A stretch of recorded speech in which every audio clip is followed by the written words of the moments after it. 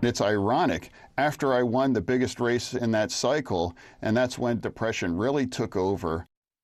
Pennsylvania Senator John Fetterman is sharing his personal mental health story in a book out today. He's very honest about a question he posed while campaigning, and he talked about it on CBS Mornings. Here's KDKA's Lauren Linder.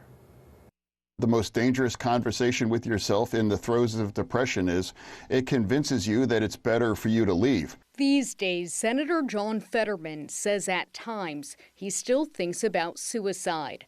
But what steers him away is the impact he knows it would have on his wife and his kids. Whoever in your life, they need you. They need you.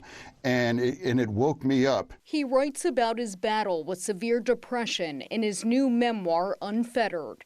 An excerpt published in the Free Press reveals Fetterman's raw account of having a stroke 4 days before winning the U.S. Senate Democratic primary in Pennsylvania in May 2022.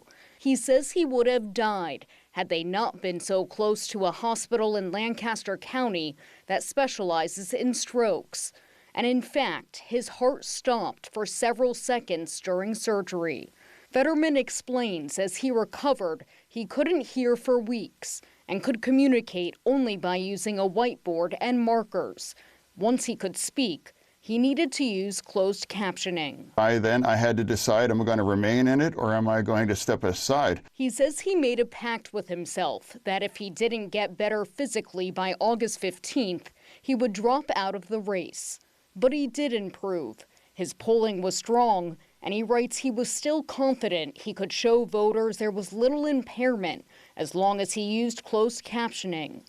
Fetterman then says, in hindsight, I should have quit, referring to what he called vicious personal attacks on his health from then Republican candidate Dr. Mehmet Oz, Fox News, and on social media.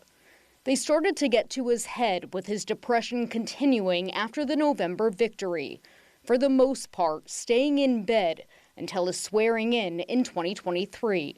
By February, Fetterman says he wasn't talking to anyone and wasn't eating, revealing that he moved in with his parents shortly before checking into Walter Reed Hospital for inpatient care for 44 days. Now, more than 2 years later, he urges others to keep fighting because he says it's possible to get to the other side. To anyone going through this right now, stay in this game. You will get better, and I'm being here right now is a testament to that.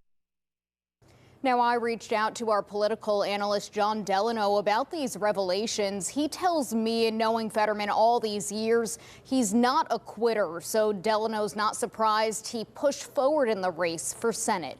Ken, back to you.